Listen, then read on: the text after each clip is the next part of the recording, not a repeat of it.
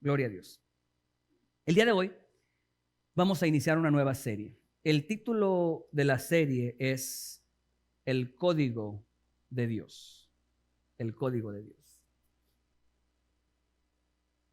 No sé si ustedes estén familiarizados, pero prácticamente todas las instituciones, desde una iglesia a una empresa, a un club deportivo, todo lo que tiene que ver con personas que trabajan juntos, que interactúan unos con otros, tienen códigos. Algunos de estos códigos están establecidos muy claros. Tienes un rótulo por ahí que tiene los códigos establecidos para cada uno de esos. Algunos de estos códigos no son escritos, sin embargo, se sabe que existen y se interactúa con esos códigos. Por ejemplo, en las iglesias hay códigos. En las iglesias hay códigos que a lo mejor no están escritos en algún lugar específico, pero que cada uno de nosotros interactuamos con eso. Como por ejemplo, el hecho de que una vez que alguien empieza a interactuar con las cosas de Dios, una vez que alguien acepta a Jesús, una vez que alguien nace de nuevo, una vez que alguien es restaurado, usted observa que algunas cosas cambian. Por ejemplo, la manera de hablar cambia. Entre una persona que es un seguidor de Jesús y una persona que no le interesa, la manera de hablar cambia. Por ejemplo, alguien dice, vamos a hacer planes, ahí te veo mañana. Pero alguien que ya conoce de Dios y conoce los códigos de Dios, no dice, ahí te veo mañana, dice, si Dios quiere o si Dios permite. Si ves que la manera de hablar cambia, empieza a modificarse, la manera de caminar cambia, la manera de actuar cambia. Es más, la manera de vestir cambia. Sabemos que cuando vamos a la casa de Dios, vamos vestidos de la mejor manera posible, porque vamos a tener un encuentro con el Señor. Vamos a ver al Rey de Reyes y Señor de Señores. Hay códigos. Empiezan a cambiar el vocabulario de las personas a la hora de que se convierten. En los deportes también hay códigos. ¿Saben que en los deportes hay códigos? Uno de ellos puede ser que lo que pasa en la cancha se quede en la cancha. Sobre todo cuando son cristianos los que están jugando. Si van corriendo los dos por la pelota y uno le suelta una patada al otro, se queda ahí en la cancha. No lo saques ahí y lo traigas a la iglesia. Se queda ahí.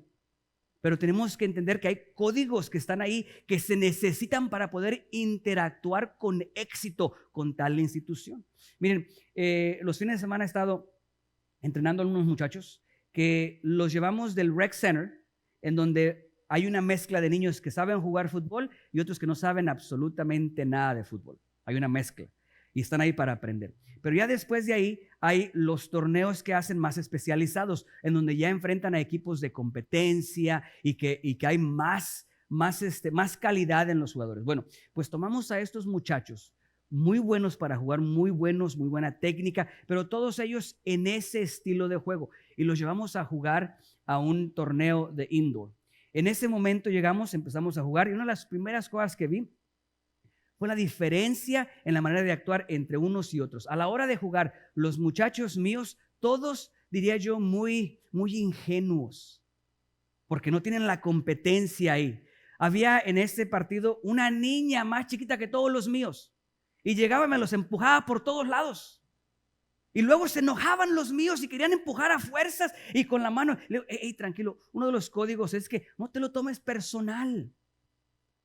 No te lo puedes tomar personal. Si estás jugando ahí y alguien viene y te empuja y te lo tomas personal, vas a salir expulsado. No vas a tener éxito en tu interacción. Cuando alguien llega y te empuja, tienes que entender que no te está empujando porque le caes mal. Te estás empujando porque quiere la pelota que tú tienes. Ahora, si tú no quieres que te empujen cuando tengas la pelota, deja la pelota ahí. Que ellos vengan y se la lleven, no te van a empujar. Ellos solamente quieren la pelota. Pero ves cómo hay códigos que tenemos que entender nosotros. A la hora de jugar, no te lo puedes tomar personal, porque si lo tomas personal, vas a salir en pleito con aquella persona. Es solamente un juego. Otro de los códigos de los deportes. Es un juego, no es la vida. Cuando las Chivas pierden, es solo un juego. Cuando las Chivas eliminaron a la América, yo estaba enojadísimo, fastidiado, frustrado, hasta que me cayó el 20. Es solo un juego. Es un código. Tenemos que entender cómo funciona eso. Les pregunto esto. ¿Habrá códigos en el matrimonio?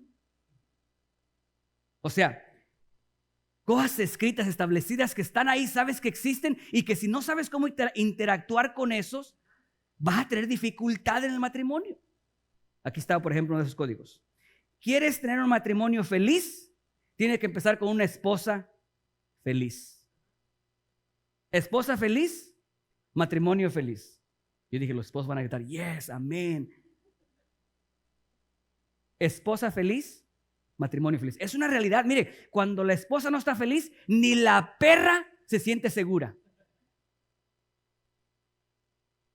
Cuando mi esposa está regañando a los niños, Lulu, la perrita, la chihuahua de nosotros, inmediatamente mi esposa empieza a regañar a los niños, corre, va y se esconde, porque no sabe que a lo mejor después de que termine con ellos, va con ella. ¿Y qué creen que hago yo?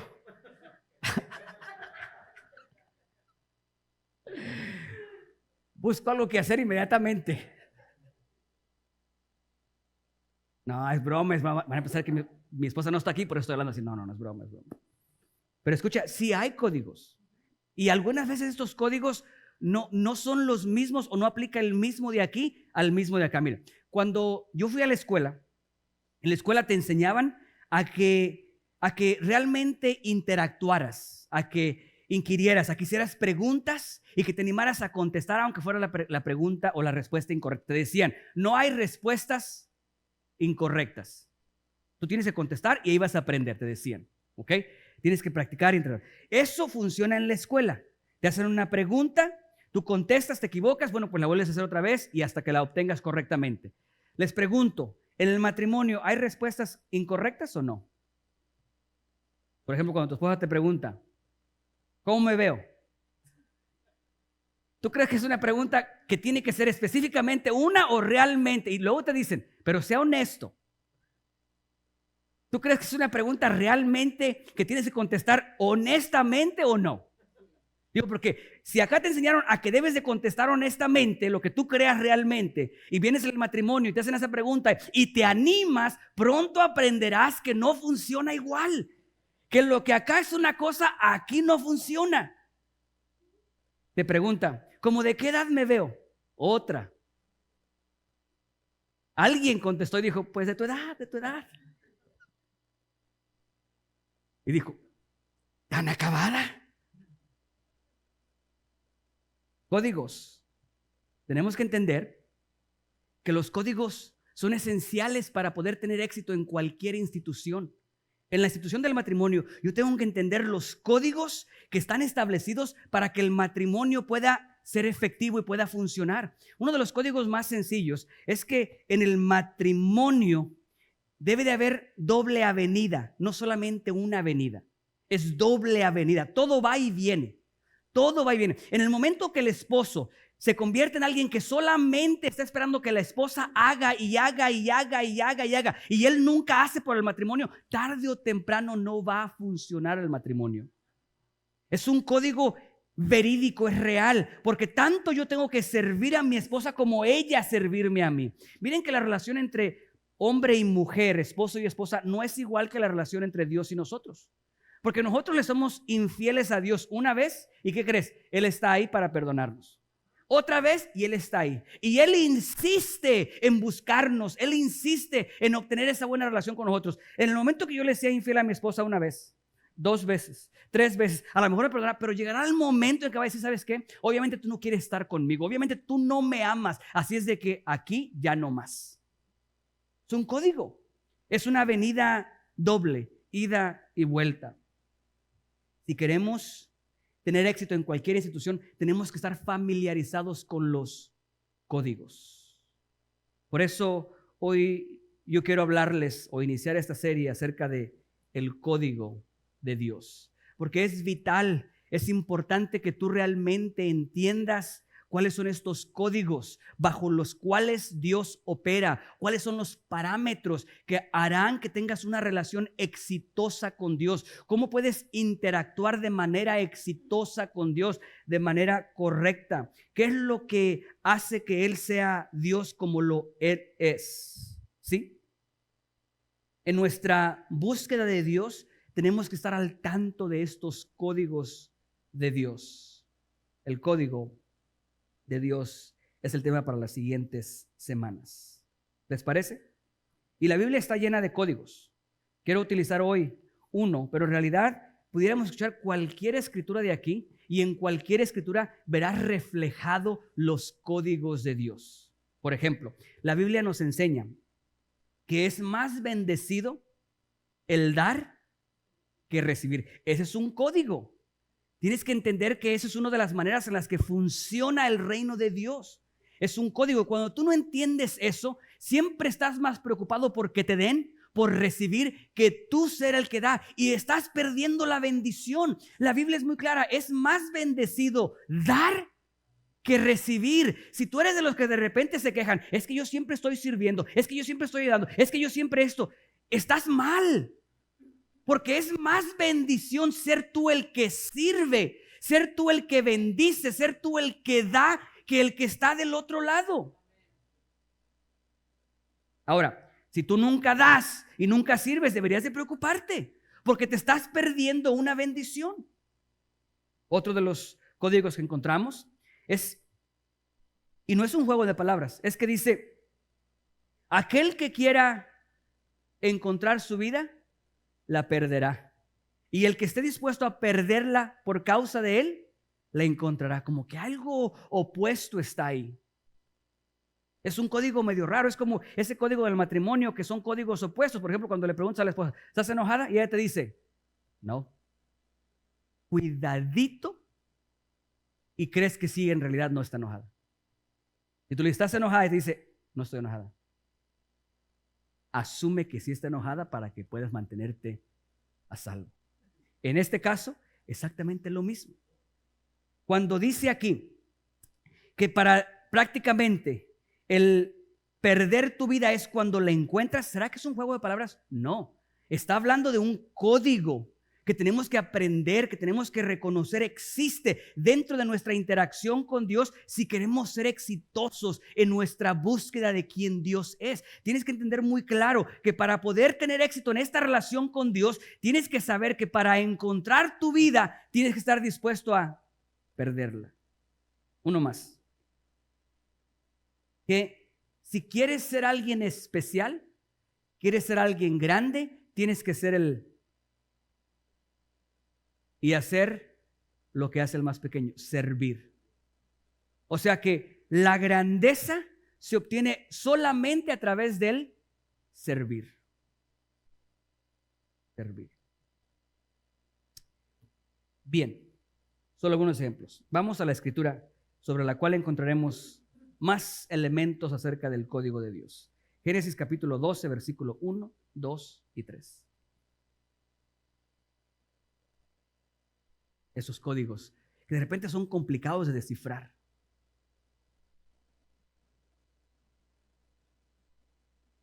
Capítulo 12, versículo 1 al 3.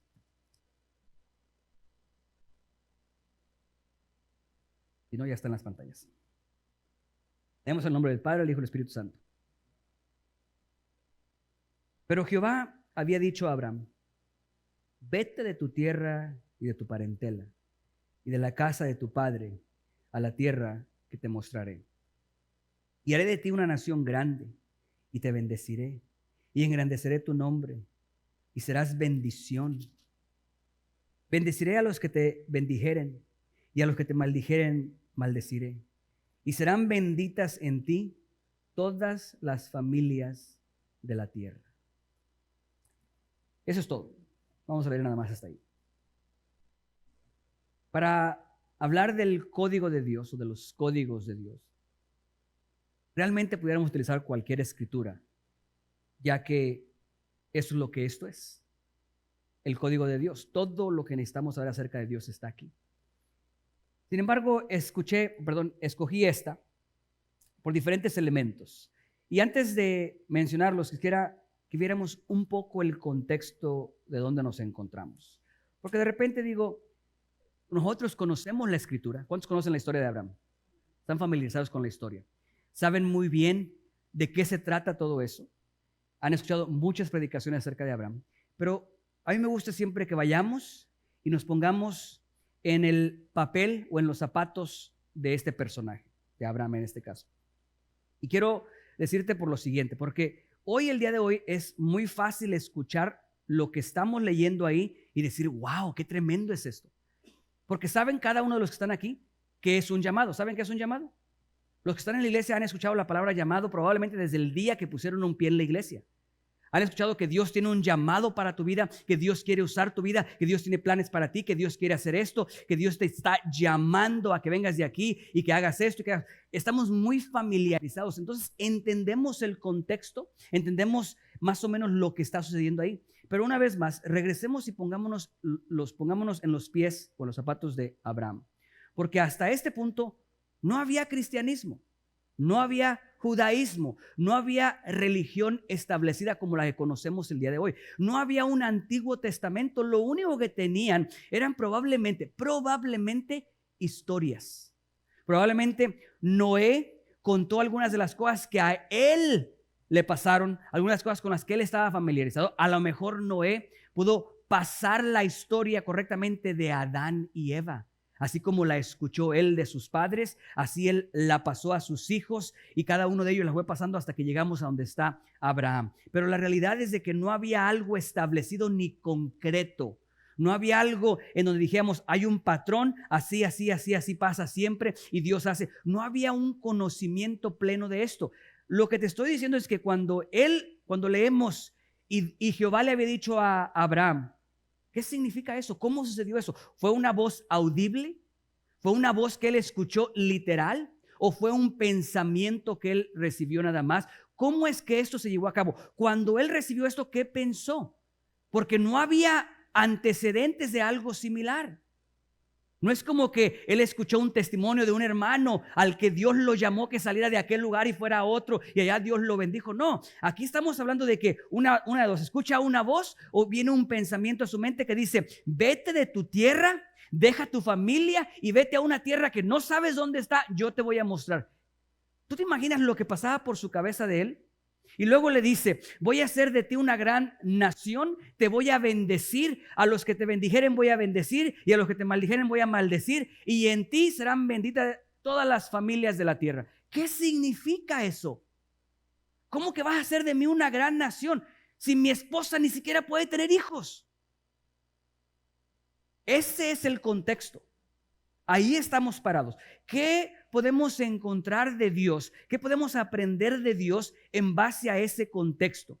Un hombre que no conocía de lo que era la religión que en su momento se convertirían a causa de sus descendientes. Miren, alguna historia acerca de la Biblia dice que el padre de Abraham era un idólatra. ¿Saben ustedes? Por ahí en el libro de Josué habla de cómo el papá de Abraham era idólatra. Hay un libro que describe una historia, no sé si sea verídica o no, pero describe una historia la siguiente. Dice que un día el papá de Abraham lo deja encargado del negocio familiar. ¿Cuál era el negocio familiar? Ellos tenían una tienda de ídolos, vendían ídolos. ¿Okay? Lo deja encargado ahí a Abraham. Y resulta que está Abraham ahí, y yo me imagino que ya Abraham estaba lidiando con esa voz que escuchó o con ese pensamiento de deja esta tierra, deja tu familia y vete a un lugar que yo te voy a mostrar. Como que ya estaba él metido con esa inquietud de lo que Dios es. Entonces, Abraham está ahí cuidando los ídolos y de repente los destruye a todos. Agarra un palo y empieza a destruir a cada uno de ellos. Pero deja al último, al más chiquito lo dejó ahí. Y cuando terminó le puso el palo a un lado al más chiquito. Y cuando llega el papá de Abraham y empieza y observa lo que estaba pasando ahí, le pregunta a Abraham, ¿qué pasó aquí? Un día te dejé encargado, ¿qué pasó aquí? Y le dice Abraham, no me lo vas a creer. Pero estos todos estaban discutiendo. Unos que el América, los otros que las Chivas, otro que el Santos. Estaban todos discutiendo entre ellos. Y de repente uno le pegó un zape al otro, el otro se desquitó y se empezaron a destruir unos con otros. Y el más chiquito agarró el palo y le pegó al más grande y ahí está. Todos destruidos con excepción del más chiquito. Y le dice el papá de Abraham, ¿qué estás hablando? ¿Estás loco? Estos no tienen vida, no tienen movimiento, no tienen nada. Yo los hice. Dice la historia que en ese momento Abraham le dice, entonces, ¿por qué los adoras? Pero eso nos da una idea de dónde estaba parado Abraham. No había una tradición religiosa, era algo completamente foráneo. La idea, el pensamiento, la voz que le escuchó no era algo sencillo de lidiar. Ahora, con eso en mente, ¿qué podemos destacar? ¿Qué podemos ver acerca del código de Dios en esta historia? ¿Les parece? ¿Qué acerca de esta historia nos ayuda a entender aspectos del código de Dios? Primer punto, lo encontramos en Romanos capítulo 11, versículo 36. Romanos capítulo 11, versículo 36.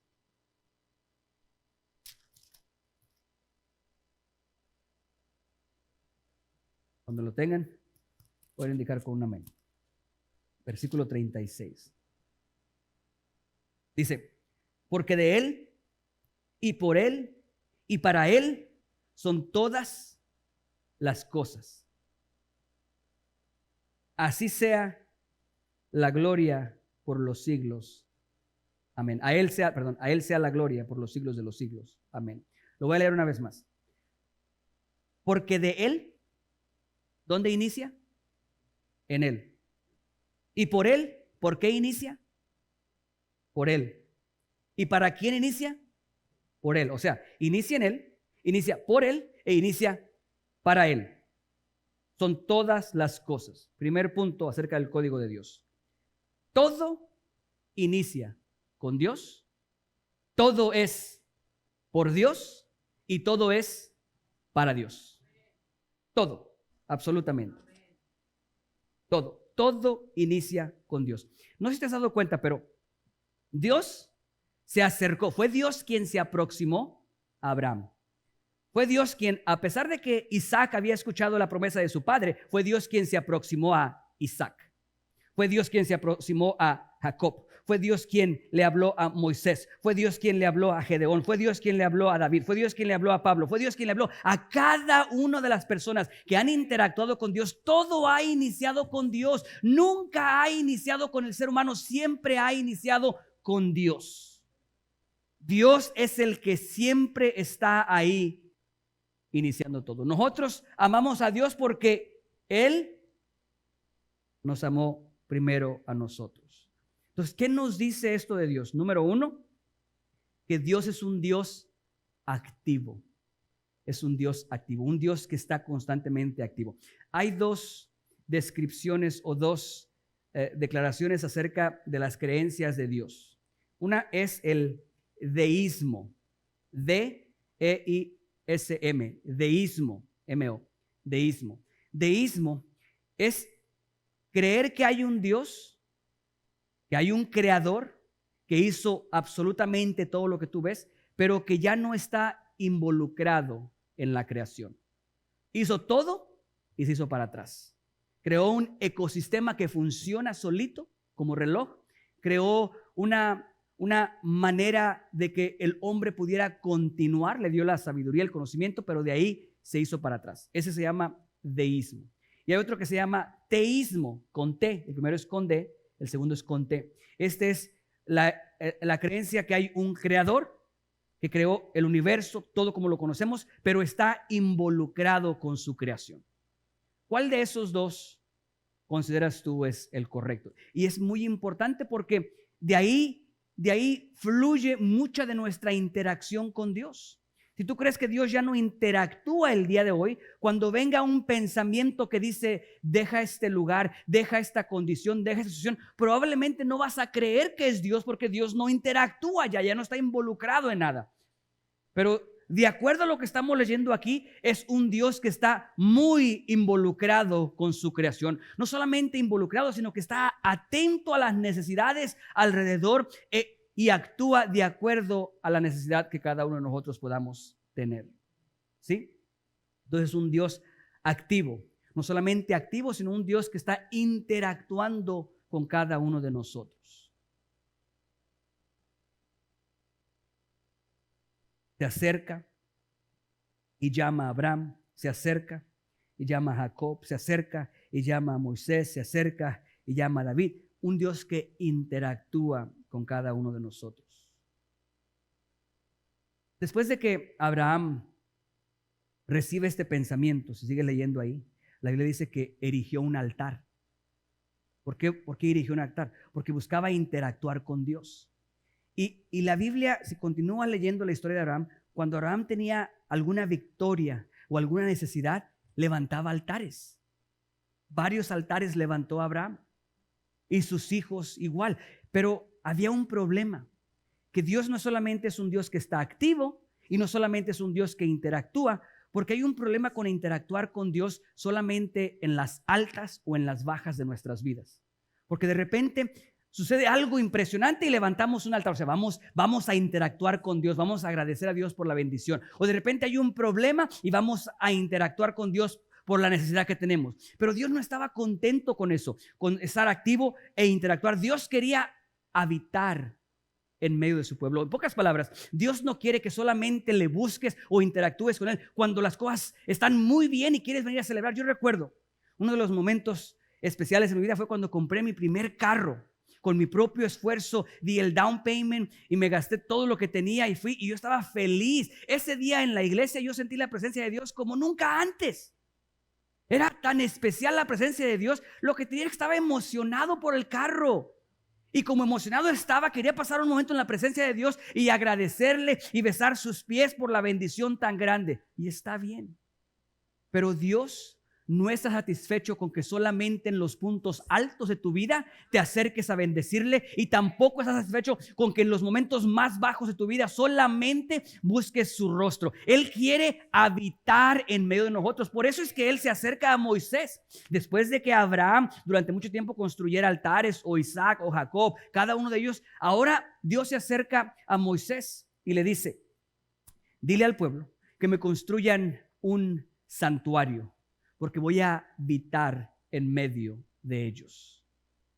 Quería un lugar permanente. ¿Cuánto les encanta la idea de que Dios habite en medio de nosotros? Aunque les soy honesto, el que Dios habite con nosotros suena por un lado maravilloso, impresionante. La presencia de Dios trae bendición a nuestras vidas. En realidad, no sé si ustedes recuerdan, cuando David recuperó el arca del pacto, hubo un incidente. El arca estaba a punto de caer. Usías, ¿ese se llamaba? Metió la mano para que no cayera y fue fulminado inmediatamente. Esto aterrorizó a David, lo conmovió, lo trastornó, tanto así que no llevó el arca del pacto a donde tenía que llevarla, sino que la dejó en casa de alguien más. ¿Qué creen que le pasó a ese alguien más en su casa? Que Dios bendijo su casa. Es que es una realidad. En donde esté la presencia de Dios, en donde Dios habita, ahí hay bendición en nuestras vidas. Es maravilloso el creer que Dios puede habitar en nuestros hogares. Al mismo tiempo que es maravilloso, es aterrador. Porque eso significa que Dios está ahí en medio de las conversaciones. Cuando el pastor no oye, ahí está Dios. Cuando están haciendo tacos al pastor, ahí está Dios. Cuando estamos en casa teniendo conversaciones que no debe de haber, ¿sabes quién está ahí? Alguien que está habitando. Alguien se da cuenta. Por eso digo que es por un lado maravilloso y por el otro lado es aterrador. Sin embargo, Dios es un Dios que quiere habitar. Dios es un Dios que quiere habitar en nuestras vidas. Segundo código. El primero es: todo inicia en Él, todo inicia por Él y todo es para Él. Vasto, completamente. Segundo, eso lo encontramos en Isaías 46, versículo 9, 10 y 11.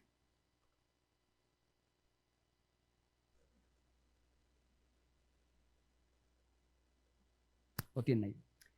Acordaos de las cosas pasadas desde los tiempos antiguos, porque yo soy Dios y no hay otro Dios. ¿Les gusta cómo suena de vasto, de poderoso e impactante esa declaración? Yo soy Dios y no hay otro. No hay otro Dios. Y nada hay semejante a mí. Siguiente versículo. Que anuncio lo por venir desde el principio. y desde la antigüedad lo que aún no era hecho. ¿Están escuchando lo que está diciendo? Anuncia lo que va a venir desde el principio y desde la antigüedad lo que aún no era hecho.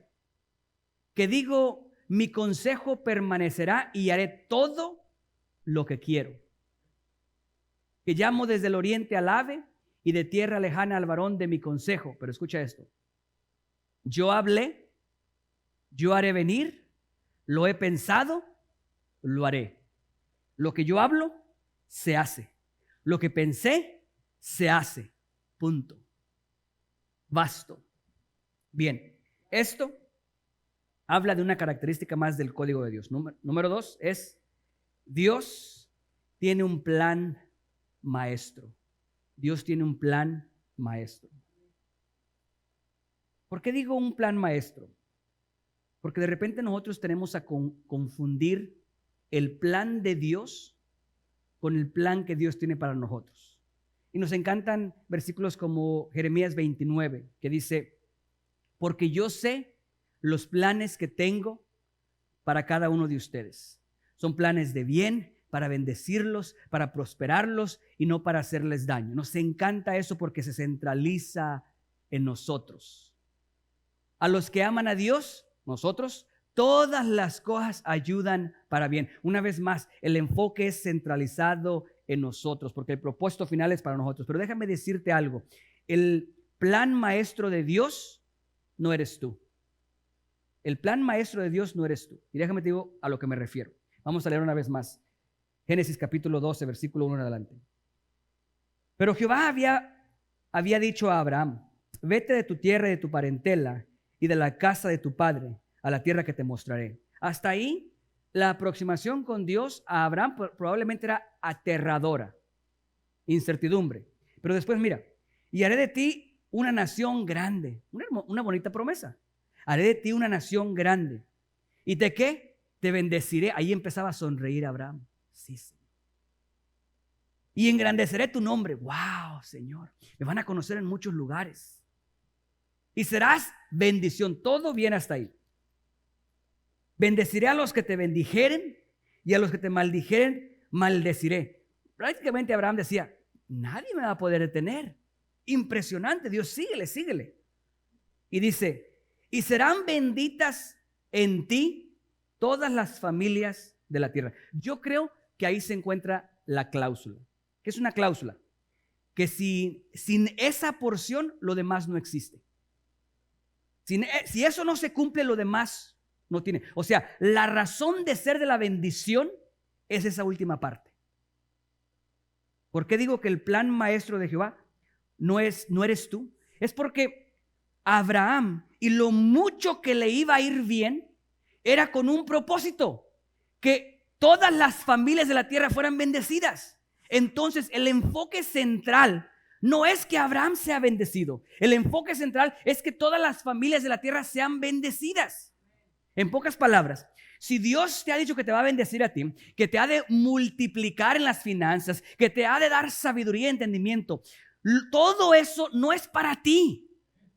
No es para tu beneficio, no. Te beneficias como consecuencia de ser portador de la bendición de Dios. Pero todo eso es para alguien más. Es para las generaciones que siguen. Es para las personas que Él tenía preparado. Miren, cuando Samuel estaba frustrado y afligido por Saúl, Dios lo reprende. Le dice, ¿hasta cuánto vas a estar renegando, frustrado y triste por este hombre? Sabiendo o entendiendo que yo ya me he provisto de un rey. O sea, en pocas palabras, David, por muy especial que tú te sientas, tú solamente eres la respuesta a una necesidad. Tú solamente eres la solución a un problema. Hay una necesidad aquí y te voy a bendecir a ti. Voy a ser muy bueno contigo. Voy a hacer cosas grandes en ti. Pero no porque tú seas algo especial, no. No, es porque hay una necesidad muy grande y tú eres un instrumento perfecto para suplirla. Pastor, eso no es cierto porque nosotros somos especiales. Pregúntale a Esther cuando vino Mardoqueo y le dice, mira, tú te crees muy especial ya porque estás en el palacio y porque Dios te escogió y te dio este privilegio, pero no te confundas, porque si tú no haces lo que se te mandó a hacer para lo que estás aquí, La liberación vendrá de otro lugar. Entonces no eres tan especial. La única manera en la que tu nombre trasciende las generaciones y los tiempos es cuando entendemos que solamente somos un instrumento y que todo lo que Dios nos da es para alguien más. El plan maestro de Dios es un plan que va mucho más allá de ti como persona. Es un plan que piensa en tus nietos, en los hijos de tus nietos. Es por eso que a veces nosotros no entendemos por qué tenemos que sufrir con algo y por qué tenemos que luchar y pelear tanto aquí y no vemos el beneficio aquí. Pregúntale a Abraham si él pudo ver el beneficio de cada una de esas promesas. Si él pudo ver la nación que Dios le prometió. No la vio. No la vio, al contrario. Tuvo un solo hijo de acuerdo a lo que Dios tenía para él. Y su esposa tampoco podía tener hijos. Y cuando tuvo, ¿sabes cuántos tuvo? 2. ¿Cuál nación?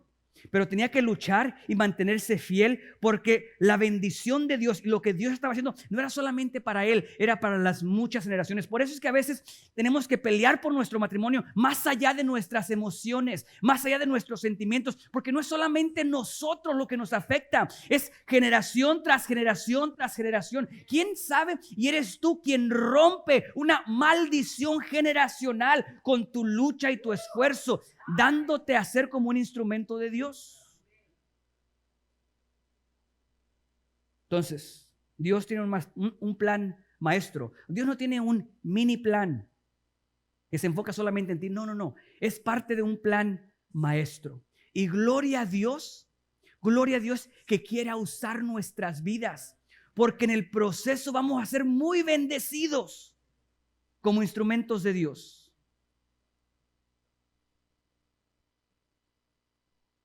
Entonces Dios no solamente piensa en ti.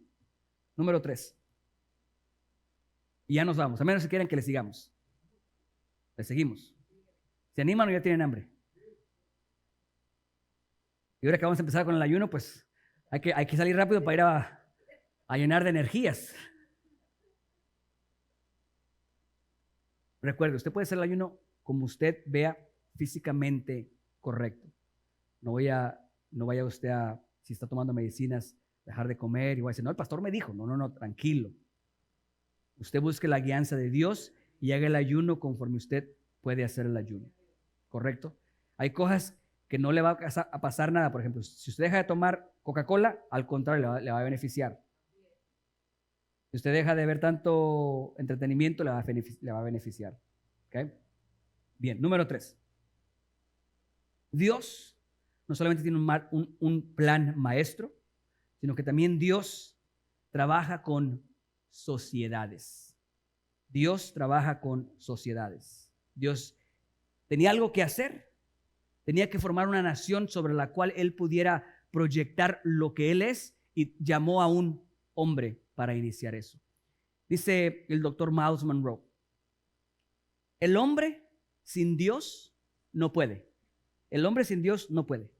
Y Dios sin el hombre no quiere. O sea, Dios sí puede, pero no lo quiere hacer. Dios siempre busca sociedades. Dios siempre busca trabajar con alguien. Dios siempre busca utilizar a alguien. Dios siempre quiere usar a alguien. Lo vemos todo a través de la Biblia y lo seguimos viendo en nuestros tiempos. Porque déjame decirte algo. Cuando Dios quiere poner dinero en la cuenta de alguien, porque la cuenta de alguien está falta y tiene necesidad, ¿sabes qué es lo que hace? Dios no lo hace aparecer del aire nada más. Dios siempre usa a alguien, a un instrumento para que el dinero llegue ahí. ¿Cómo llegó? Tú no sabes, pero Dios utilizó a alguien para que el dinero llegara a ese lugar. ¿Sí? Dios siempre utiliza a personas para sus proyectos. Dios siempre quiere utilizar a las personas para bendecir a otros, para llevar a cabo cada uno de sus proyectos. Eso significa que Dios siempre está buscando a quién usar, porque Dios siempre está haciendo algo. Abraham no tenía ni idea que Dios tenía un plan maestro, pero cuando lo llamó, ¿qué crees? Abraham estuvo disponible. David no tenía ni idea del impacto que él iba a tener como rey de Israel, pero como aceptó, sí, cada vez que Dios quiere hacer algo, Dios busca y llama a las personas para poder usarlos y ser de bendición. ¿Y por qué digo que Dios busca o por qué Dios tiene sociedades? Cuando lo correcto sería decir que es un Dios de pactos.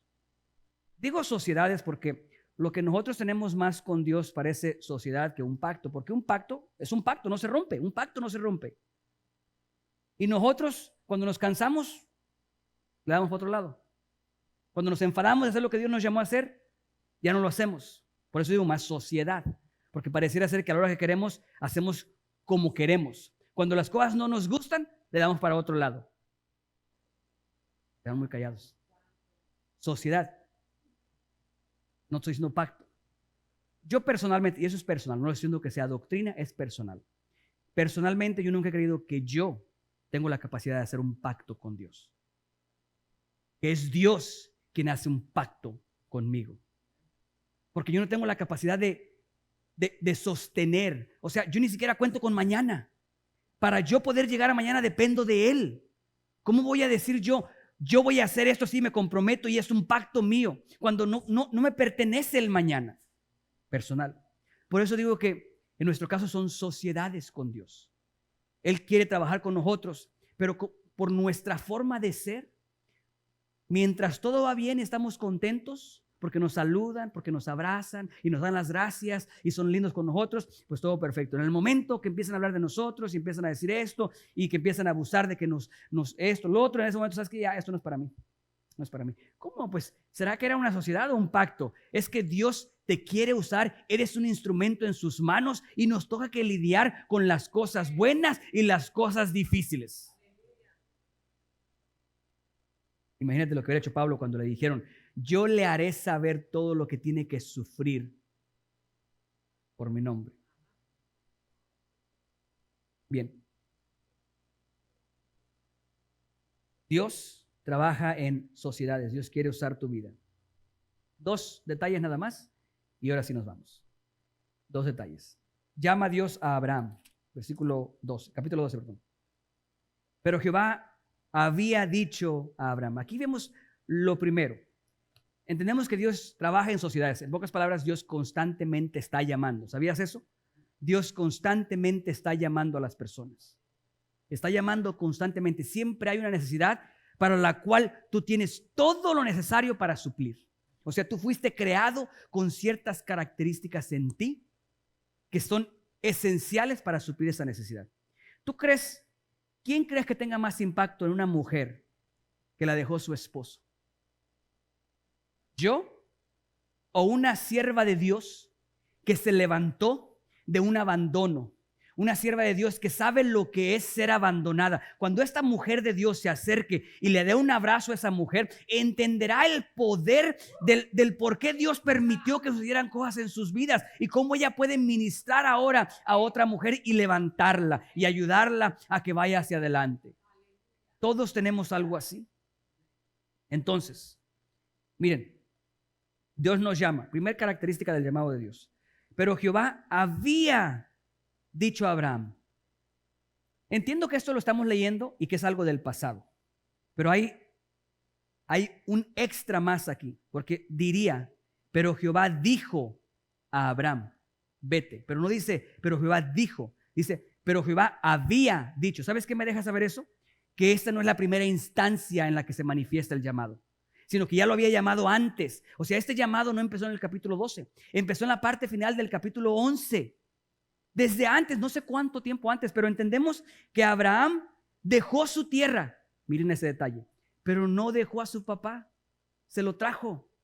Y no llegaron hasta donde tenía que llegar, se pararon a la mitad. Esto habla de la paciencia que Dios tiene para con nosotros. O sea, que nos llama una vez, no le hacemos caso. Nos llama otra vez, lo ignoramos. Nos llama otra y otra y otra vez y no le hacemos caso. Y eventualmente obedecemos el llamado de Dios y lo hacemos, ¿sabes cómo? A medias. Y con todo eso, Él sigue insistiendo en que somos las personas correctas para el ministerio que Él tiene para nosotros. Entonces, Dios nos quiere usar y es paciente con nosotros. Otro detalle más. Vete de tu tierra y de tu parentela y de la casa de tu padre a la tierra que te mostraré. Así, tan ambiguo como lo puedes ver ahí. ¿A dónde voy, Señor? Salte primero de aquí, empieza a caminar y yo te digo dónde.